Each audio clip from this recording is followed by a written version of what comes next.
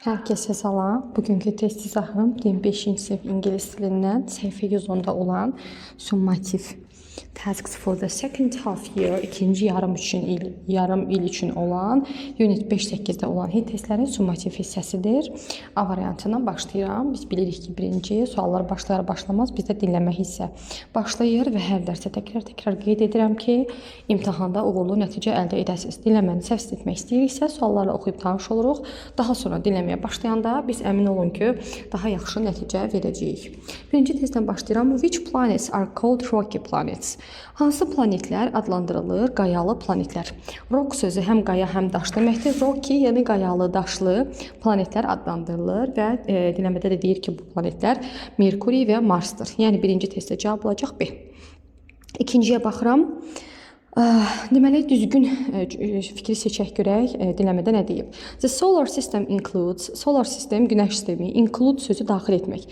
Yəni, günəş sisteminə daxil olunur. Baxaq nə? Mən seçmişəm 1 və 4-ü. The sun and 8 main planets, günəş və 8 vacib planetlər. Bir də mən seçmişəm 4-ü. The moon, comets and rocks. Deməli, və 2 və 3-ü nəyə görə seçməmişəm, izah edeyim. 2-də deyir ki, yalnız su və oksigen. Ola bilər ki, günəş sistemində yalnız su və oksigen olsun. Əksinə qaz falan da var, yəni günəş sistemində. Ona görə 2 səhvdir. 3-cüdə də deyir ki, yalnız qayalı planetlər. Bu da səhvdir, çünki qayalı planet Merkuri və Marsdır və günəş sistemi Merkuri və Marsdan ibarət deyil, axı başqa planetlər də var. Amma 3-cüdə deyir ki, yalnız qayalı planetlər. Ona görə 2 və 3 düzgün cavab deyil. Burada cavab olacaq 1 və 4.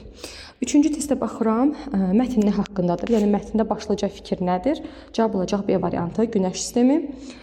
4-ə baxıram, doğrulara true, yanlışlara false seçirik və yaxud da ki, hansısa bir məlumatı dinləmədə demirsə, həmin hissəni də biz false seçirik. 1-ə baxıram, all planets move around the sun, bütün planetlər günəş ətrafında fırlanırlar, bəli, true. 4-dür ki, Mercury is the biggest planet, Mercury ən böyük planetdir, səhv. 4-3, Earth has got just one moon, yer kürəsində yalnızca bir ay var, bəli, düzdür. 4-4-də baxıram, Neptun is the hottest planet, Neptun ən isti planetdir, xeyr, Neptun ən isti planet deyil, günəşə ən yaxın olan ən isti planetdir və onu dinləmənin içərisində də qeyd edir. Deməli, cavabları seçək, 1B, 2B, 3B, 4-1A, 4-2B, 4-3A, 4-4B. Növbəti hissədən davam edirəm. Burada balaca mətnlərdə oxuyub tərcümə edirik və nədən bəhs etdiyini deyirik. Wake up and get ready. Yuxudan qalx və hazır ol. Set an alarm and night before. Wake up at 6:30 AM. Deyir, bir gün əvvəldən alarmını qur və 6:30-da yuxudan qalx. Take a shower. Duş qəbul elə. Choose a healthy pudding made from low-fat milk or yogurt. Sağlıqlı bir puding seç, hansı ki hazırlanıb aşağı yağlılıqda olan süddən və yaxud da ki yoğurtdan. Add fresh fruits like bananas, berries or apples. Biraz deyir təzə meyvələr əlavə elə. Drink a glass of water or healthy juice. Bir stəkan su və yaxud da ki sağlıqlı bir meyvə suyu iç. Choose a correct variant. Bizə nədən bəhs edir? Bizə bəhs edir günlük rutinimizdən. Yəni günlük nələr etməliyik, hansı qidalar yeməliyik, günlük aktivitələrimizdən və rutinimizdən. Cavab olacaq 5-də C. 6-ya baxıram. Part-time job at a coffee shop 4 p.m. to 7 p.m. Deməli, part-time job nədir? Job iş deməkdir. Part-time, yəni yarı hissəli. Belə misal gətirim. Məsəl üçün, banklarda, özəl şirkətlərdə iş saatı nədir? 9-dan 6-ya qədər, düzdürmü? Part-time o deməkdir ki, ya səhərdən günortaya, ya günortadan axşama, yəni günün müəyyən bir hissəsi. Part sözü nə idi? Hissə. Yəni hissəli iş. Yəni müəyyən saatlarda olan iş, yəni 9-6 iş yox. Burada dedilir ki, part-time bir dənə iş var, kofe mağazasında saat günorta 4-dən 7-yə kimi. Learn new skills and earn some money. Yeni skill, bacarıqlar əldə edin, öyrənin və earn, qazanın bir qədər pul. Earn sözü qazanmaq, learn sözü öyrənmək, skill sözü bacarıq. Manage your time to do balanced work and school. Deməli, manage, idarə etmək. Öz vaxtınızı balanslı idarə edin, işiniz və məktəbiniz üçün. Bu nə deməkdir? Tutaq ki, başqa bir yerdə işləyirsənsə, nəzərə al ki, 4-dən 7-yə qədər bu iş yerində olasan, o işi qabağa çək. Və yaxud da ki, məktəbin varsa, gör sən məktəb vaxtından bu vaxt uyğun gəlirmi də, əgər 4-dən 7-yə qədər məktəbdə olursansa, deməli, problem olacaq. Amma səhərdən günortaya qədər məktəbdə olursansa, işləyə bilərsən. Create a spare time to focus on your work. İşinin üzərində fokuslanmaq üçün özün üçün vaxt ayır. Yəni, focus Focus fokuslanmaq, yəni diqqət toplanmaq. Nədən bəhs edir burada? Burada bəhs edəcək learning new skills, yeni bacarıqlar əldə edilmə. Çünki coffee shopda yeni bir işə başlanılır və yeni bacarıqlar əldə edilir. 7-ci testə baxıram. Free time and hobbies. Boş vaxt və hobilərimiz. Play the piano. Pianino çalın. Practice daily to improve your skills. Gündəlik praktika edin öz bacarıqlarınızı inkişaf etdirmək üçün. Enjoy playing your favorite songs. Deməli, favori mahnınızı çalmaqdan ləzzət alın. Read books, kitablar oxuyun. Choose books you love to read. Oxumağı sevdiyiniz kitabları seçin. Spend at least 30 minutes a day reading. Ən azından 30 dəqiqə seçin. 30 dəqiqə, yəni vaxt sərf edin kitab oxumaq üçün. YTC nədən bəhs edir? Elə ən birinci cümlədə yazıb free time and hobbies. Elə cavab da o olacaq. Free time and hobbies. Daha sonra mətndir. Mətni oxuyub tərcümə edirik və suallara düzgün cavab veririk. Mətni oxuyub tərcümə etmək çox vaxtımı aldığım üçün birbaşa testin üzərinə keçirəm və orada xətləmişəm düzgün cavablar olan hissələri sizin çünki siz də oradan rahatlıqla tapa biləsiniz. Choose a correct statement according to passage. Düzgün bəyanatları seçək. 1. Sarah wakes up at 6:30. Baxın, yuxarıdan ikinci cümlədə xətləmişəm. Sarah hər gün saat 6:30-da qalxır. Bəli, düzgün cavabdır. Bir də 4 seçmişəm. Sarah works at coffee shop. Sarah kofe mağazasında işləyir. Bəli, bu da ən axırıncı abzasda. Baxın, ən axırıncı abzasda baxın yazılıb ki, coffee shop, kofe mağazasında işləyir. Ona görə 6-da 8-ci testdə düzgün cavab olacaq A variantı, yəni 1 və 4. 9-cu testə baxıram. 9-cu testi deyir ki, mətn nədən bəhs edir? Yəni başlıca ideya nədir? Sara'nın günlük rutinindən danışır ki, Sara yuxudan qalxır, nələrsə edir, işə gedir və s. Ona görə 9-da cavab olacaq B variantı. 10-cu testə baxıram. What does Sarah do after school? Sara məktəbdən sonra nə edir? Burada da deyir ki, Sara məktəbdən sonra kofe mağazasında işləyir. Ona görə 10-cu testdə də düzgün cavab olacaq A variantı. 11-ci testə baxıram. Sarah spends time in the library. Sara deməli vaxtını keçirir kitabxanada. Yəni nə üçün keçirir? Baxaq görək necə keçirir. Working on project. Öz proyektləri üzərində, öz məktəbinlə bağlı proyektlər eləyir, layihələr eləyir. Project sözü layihələr eləyir və onun üzərində işləyir kitabxanada olarkən. 12-yə baxıram. Doğru fikirləri seçin. Doğru fikirləri seçmişəm 3 və 4. Sarah has a part-time job. Sara'nın part-time işi var. Bəli, biz bayaq mətndə də qeyd etdik. Sarah part-time işi var. O da kofe mağazasında işləyirdi. Yəni 3 düzdür. Sarah plays the piano. Sarah pianino çalır. Bəli, 3, 4 düzgün cavablar olacaq. 13-cü testdən davam edirəm. 13-cü testdə cümlənin sonunda now var. Now sözü indi deməkdir. Deməli, indiki davam edici zaman seçirik. She is making dinner right now. O hal-hazırda axşam yeməyi hazırlayır. 13-də cavab olacaq A. Əgər now deməsəm cümlənin sonunda, əgər desə ki, mənim mamam hər axşam yemək hazırlayır, mənim atam hər gün səhər yeməyi hazırlayır, bu olacaq indiki adi zaman. Onda cavab olacaqdı B. She makes olardı. Amma cümlənin sonunda now veribsə, at the moment, right now veribsə, yəni indiki davam edici zaman zərflərini veribsə, biz davam edici zamanlı cümlə qurmalıyıq və davam edici zamanlı cümlə quruluşu nə idi? Mübtəda, to be, feil, ing. Mübtəda she, to be, she-dən is olur. Feilimiz make, make-in də dalına ing artırıb edib making. Dinə, yəni 13-cü testdə doğru cavab olacaq A variantı. 14-cü testdə baxıram, doğru cavabı seçin. A variantında she-dən cooks olmalı idi. Cook yazıb səhvdir. B variantında Elena plays olmalı idi. Çünki feillər he-də, she-də, it-də s qəbul edir. C variantı he usually goes to gym düzgün cavabdır. D variantında pişiklər oynayır. Plays yox, play olmalıdır. Çünki pişiklər cəmdir və pişikləri biz Z kimi baxırıq. Feillər də dedik, hidə, şidə, itdə S qəbul edir. Z-də S qəbul etmir. Ona görə 14-cü testdə doğru cavab olacaq D. 14-cü testdə D variantı səhv cavab olacaq. Doğru cavab nədir? Safla. Doğru cavab olur C. Niyə səhv cavab olur? D-ni bir izah edirəm. Baxın, feillər hidə, şidə, itdə S qəbul edir. Məsələn, I like, you like, she, he, it likes. Qalanlarında like olur. Yəni pişiklərə biz Z kimi baxırıq, yəni onlar kimi. Z-dən də place olmur, play olur. Ona görə D səhvdir. Y-yə baxıram, she likes olmalıdır, she like yazıb, ona görə Y variantı da səhvdir. Düzgün cavab olacaq C variantı, o adətən idmana gedir. 14-ə cavab C. 15-ə baxıram, doğru cavabı seçin.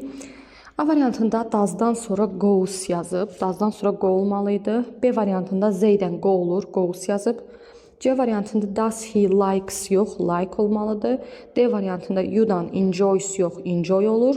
Y variantında does she cook meals every day? O hər gün yemək bişirirmi? Sual verir. Bəli, düzgün cavab Y variantıdır. Əgər bu testlər son 13, 14, 15 başa düşmürsünüzsə, kanalıma daxil olursunuz, qrammatika izahları bölməsinə daxil olursunuz və orada görəcəksiniz indiki sadə zaman dərsinin izahı. O dərsə baxdıqdan sonra bunları artıq səhvsiz işləməyə bacaracaqsınız. 16-cı testə baxıram. Altına xətt çəkilmiş sözün sinonimini seç. At the moment indi deməkdir. Yəni bu dəqiqə deməkdir. Sinonim olacaq right now. Yəni 16-da düzgün cavab olacaq A variantı. Bəli, 16-cı testdə də cavab oldu A variantı. 17-ci testdən davam edirəm. Düzgün əmr cümləsini seçin. Deməli, əmr cümləsini necə seçirik? Əmr cümləsi cümlənin sonunda nida işarəsi olur və adətən əmrdən başlayır. A variantına baxıram. Taking your shoes off. Deyir ki, ayaqqabılarını soyunma. Yəni, ayaqlarını soyunma işləmi, əməliyyatı. Taking yox, belə olmalıydı. Take off your shoes. Belə olmalıydı. Take your shoes off olmalıydı daha doğrusu. Taking yazıb, ona görə səhvdir. B variantı ümumiyyətlə sual cümlədir. C variantı ümumiyyətlə təsdiq cümlədir. D variantına baxıram. Please, zəhmət olmasa, ayaqqabılarını soyun. Görürsünüz, take yazıb. Take off, soyunmaq. A variantında taking yazıb deyə, biz ona görə A variantını seçə bilmirik. Ona görə 17-də cavab olacaq D. 18-ə baxıram. Deməli, deyir ki, mən yazıram məktub dostuma. Deməli, baxaq cavablara. I am not writing, mən yazmıram məktub dostuma. Düzgün cavab ola bilər. B variantına baxıram. I do not writing yox, I don't write olmalıydı. I don't write, mən dostuma məktub yazmıram. Əgər indiki zamandırsa və inkardırsa, I do not writing yox, I do not write olmalıydı. Ona görə B səhvdir. C variantında I-dan sonra iz yazıb səhvdir. D variantında I-dan sonra ar yazıb səhvdir. Y variantında I am not write yox, I don't write olmalıydı. Gəlin bir də təkrar deyim. Baxın. Deməli, əgər feil indiki sadə zamandadırsa, I don't write olur. Elə bir cavab yoxdur. Əgər feil indiki davam edici zamandadırsa, I am not writing olmalıdır. Yəni, I am writing, mən yazıram. I am not writing, mən yazmıram. Bircə dənə də elə cavab var. Cavab olur 18A. Əgər B variantında writing-in əvəzinə write olsaydı, I do not write, onda o cavabı da düzgün cavab seçə bilərdik. Amma elə bir cavab yoxdur və cümlədə də zaman zərfi verməyib ki, biz bilək ki, sadə zamandımı, davam edici zamandımı.